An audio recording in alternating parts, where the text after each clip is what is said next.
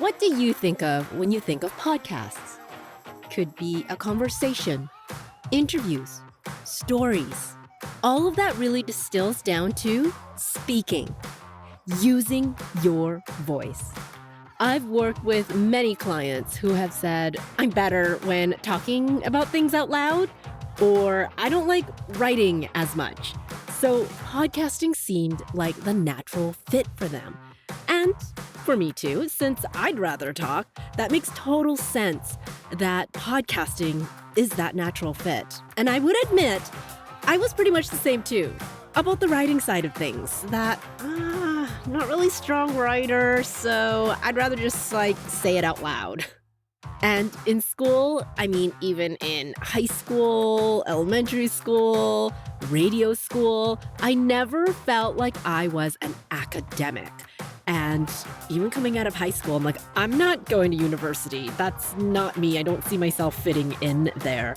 And one of my good friends in high school as well was just so intelligent with her words that I felt like that dumb rock right next to her. Whenever I was reading through her schoolwork assignments, I'm like, oh my gosh, what does this mean? She is a walking dictionary, and she was very proud of that. But that was not me.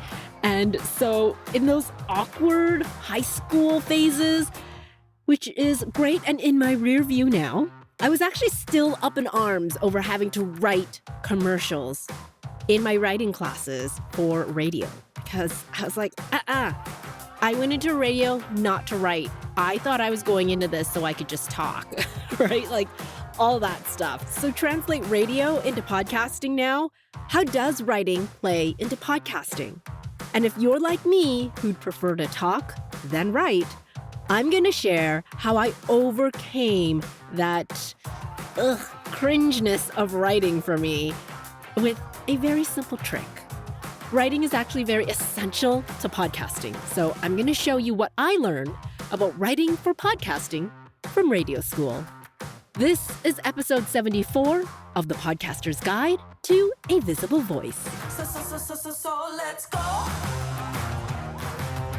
If you fall into the I'd rather speak than write camp, I bet you do have a vivid memory as well of something that someone said to you or a reaction you got from one of your early writing pieces that made you kind of go in another direction. And for me, it was that friend in high school. And so when it came down to working in my writing class for radio school, I hated writing so much at that point. The memory that I have in that commercial writing class was my instructor even pleaded with me to write at least one 30-second script, just one 30-second commercial. She's like, you know what? Don't do all the other assignments. I don't care.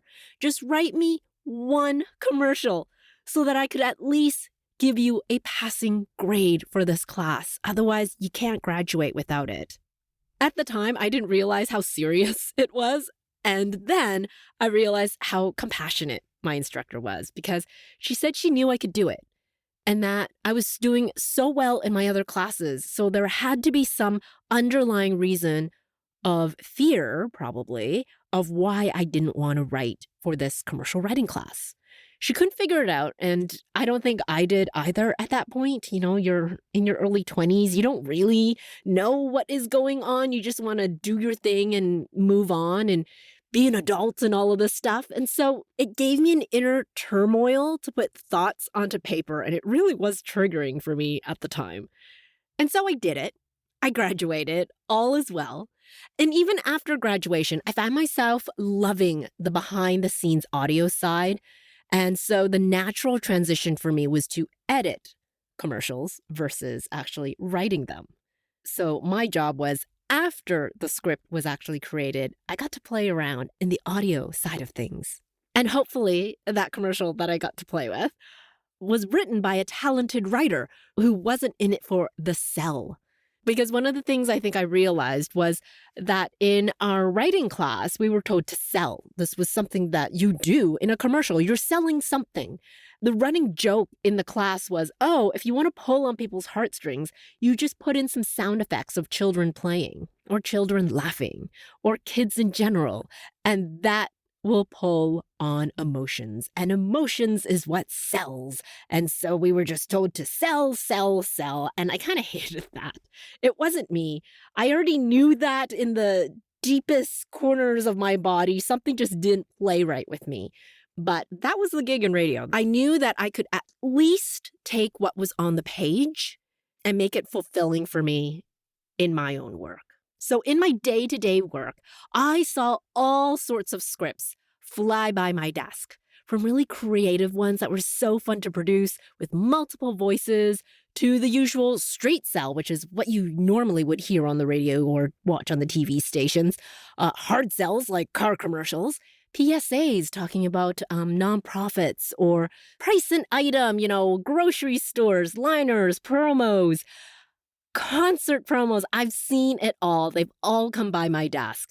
And part of my job was to edit the script where I saw fit for timing, pacing, or even adjusting some words for natural dialogue. If I saw something that was like, ooh, that person wouldn't normally say that, I'm going to switch it around so that it says this instead. So I got trained really well in knowing what sounded good versus what read well on paper. It was this idea that made me realize that I actually can write. After being in the biz, I knew, wait a minute, writing is not what I thought it was. I know what sounds good, and that was the kick I needed to write for my own business when I transitioned from radio into podcasting. So I'm glad I had to go through that inner turmoil to now make it easier for you. So flash forward to today, the podcasting world. Yes, you speak behind the mic, but there's still writing involved before and after you record, be it the show prep, writing email invitations for potential guests, laying out your episodes, script writing for your intro and outro, etc. There's a lot of writing that is involved. Or even after the episode is recorded, coming up with your titles, compiling the show notes, writing your episode blurbs, or even social posts to promote the blog page or the episode. It all needs to be written. Or, actually, does it need to all be written? If you already love to speak, especially about a certain topic, speak on it. You can actually write how you speak.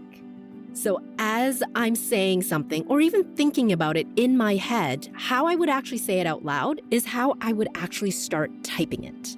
So how I write is really how I speak. And how I speak is how I connect on an emotional level. So why not start from there? Because in podcasting, we're not writing a thesis. We are not going to be grammatically correct because this isn't really a formal space. In fact, when we speak, we never speak with proper grammar. We don't say at the end of our thoughts, period, or we don't actually say comma. We break all the rules when we speak. I never wanted to go to university anyway, and writing was one of those main reasons. I thought writing was very constricted on what you can or cannot do, what is right and wrong. And yes, there are very good reasons for that, but I'm the rule breaker. I've already established I wasn't great at my English classes in high school. So the trick is, speaking becomes your writing. When we're speaking, we spill our thoughts out. Sometimes we make quick decisions, sure, and we might edit quickly in our heads before we say something. But for the most part, as someone in my radio world once told me, speaking can also be verbal diarrhea. Things are just coming out of you sometimes. You spill everything out in the moment. While by contrast, when writing, we have space and time for editing, reorganizing thoughts, making things more concise, and some of that grammar stuff. So my tip here actually is to do both in your writing. Write first, as if you were speaking, that first tip I gave you. So it's almost like a brain dump of ideas. You get it all down, whether it works or not, so you will have everything there. And then from there, you put the writing hat on. You can then decide the points that work, the ones that don't, or where you need to add or subtract ideas. Essentially, you're going to be using both sides of your brain here. The right side is the creative brain dump, and then the left side is the organization and the order of things. And if you're thinking, well, I'm usually right-brained. That's why I like podcasting. I like to just talk. Or you're thinking, I'm left-sided. I need to write everything down before I actually make a recording. This technique I just shared is actually a great way to hone the skill of using both sides of your brain. Because yes, it is a skill that you can learn. With this technique, you can train the other side of your brain so that your writing, in the end, still sounds like you and it's well thought out. To add to this idea of the brain dump and then organization, it's actually how I come up with ideas for each and every one of my episodes. For example, if it's a solo episode like this one, I've actually thought of this idea last year at some point to talk about what I learned about writing from radio school. It was a card on my Trello board. Trello is where I organize all of my podcast episodes. And as I run across different ideas over the course of my day, I either add to this card that I've created for this episode, or if it's like, a new idea sparks, I make a new card and add it to my Trello board.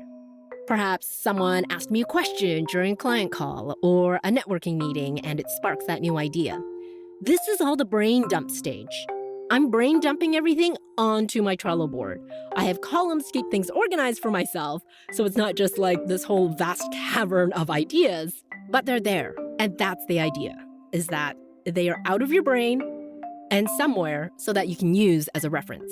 Then when I'm ready to record an episode, I know where I can pull my ideas from. I can organize my episodes, how I see them, lay it all out, and that's organization. So I kind of flip-flop between the two, because now I'll go back to the brain dumping stage of actually recording the episode. You want to brain dump all the episode-specific ideas, the points you want to make. And then from there, you get back to the organizing step and reviewing all of those notes that you just brain dumped. And since I have this card on the Trello board when the episode idea was created, I just brain dump on there. I just type away, and it creates less stress when it comes down to recording your episodes because I have at least a working outline of what I want to talk about. It's all there. The same goes for interview episodes. I may already have questions I want to ask a potential guest, whether it be topic-based or I don't have a guest yet, so I'll find a guest to fill that topic. Or I already have the guest scheduled and I know what the topic will be, but I haven't outlined my main questions yet. I may want to do more research about the guest. If they have a book, you might have time to read it. Or if they've done some videos or other podcast episodes, you'll have to listen and watch those. Or just have a good think about what my ideal listener would like to know about the topic and how the guest would handle certain situations. This is the brain dump stage again.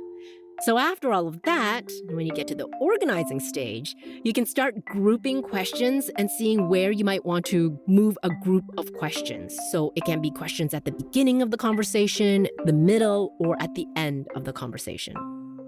Of course, not all the questions will be laid out as follow-ups. As I've said in the past, follow-up questions are where the best answers come from. So at least with this organizational stage, you've got some things written out and you kind of know where the story is going to go, whether you ask all those questions or not. It's very helpful to just get the brain freed up of space for that interview. All right, let's move on to the tone of your writing. I'm going to talk about the power of using the word you.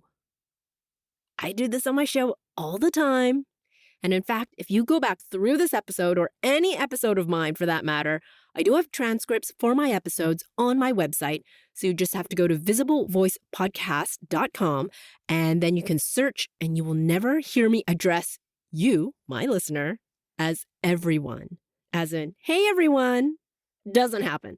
The only time I'll ever say listeners is if I'm chatting with a guest and referring to the listeners, you, who is listening to the guest speak. So let's go back to how you write is how you speak that I mentioned early on the episode. We're going to go back to your ideal listener. You're always speaking to them, or in this case, writing to them. You want to use the word you. You is a word that captivates the listener because for a typical podcast listener, they are listening with their earbuds by themselves. I could probably guess you're listening to me right now in that same way. Or maybe it's on your phone, but you're not listening with like a group of friends or anything like that. So there's really no reason for you to say, hey, everybody listening, or hey, everyone. Because if you're talking to your ideal listener, it's just going to be the one person. It's a one-on-one conversation. That is the tone you're creating on your show, a one-to-one conversation. Because remember, on a podcast, the best way to engage is to share a story, to either educate, entertain, or to connect with your listener, because that's what your listener is here for. That's what they want. One of those three things or a slight mix of all three things. So when I'm taking this back to my radio world, you always had to write a script or commercial based on that ideal listener. And each time that listener can change. So it depends if a commercial, if you're writing one for like a vegan restaurant versus writing a commercial for a steak barbecue joint, it'll be written with a different point of view, with a different listener in mind. Because someone who is hardcore vegan is never going to go into a steak barbecue joint and have a meal. So based on who you want to encourage to come to that restaurant. It's the same with your podcast. You're not creating your show for everyone. You are creating a show to connect with your listener, talking to them directly, making them feel connected and understood. So write with your listener in mind and use the word you when you speak. And also when you edit your writing, because when you're going through that organizational stage and editing your written words, you're going to edit for engagement, connection, and hopefully some inspiration as well. Because once you capture that one ideal person, many of those one ideal people are going to come to your show. And that's why people think, oh, there's going to be lots of people listening, right? I get lots of listens, lots of downloads. So that's lots of people. So I'm talking to everyone. But no, the best shows are the ones that talk to one person directly. And this isn't easy to do. It really isn't, because we spent a whole term, maybe more than a term in radio school, writing with the word you and having our instructor like always using that red pen and marking up our papers and letting us know that, hey, we're forgetting to use the word you in our scripts. So this is a short tip, but it's a crucial one, because when you do use the word you, it's because I want to connect with you. I do. I'm not here to create a podcast to try and sell or persuade and then feel like a sleazy salesperson. No, because if I did that, you could hear that in my voice and you are not going to care about what I have to say. It's a total turnoff. So by using the word you as the podcast host can also feel connected to the listener and vice versa. The listener will connect with you and you will connect with your listener. And remember to talk to that one person. It's all about that human-to-human connection for podcasting and striking that conversational tone. That is what audio does such a great job with to make your podcast effective. The final tip that I'll say about writing that I learned from my radio days is that you have the power to change things at any time. With podcasting, if you like to follow a script or an outline, when you are speaking and recording in that moment, you can still make things change on the fly. Or if you've already published an episode, you can still write up an add-on and put that in your show notes, or even record a note and add it to the episode. Podcasting really is so fluid and it can change along with you. So no matter what you write in advance, you can still change in the moment.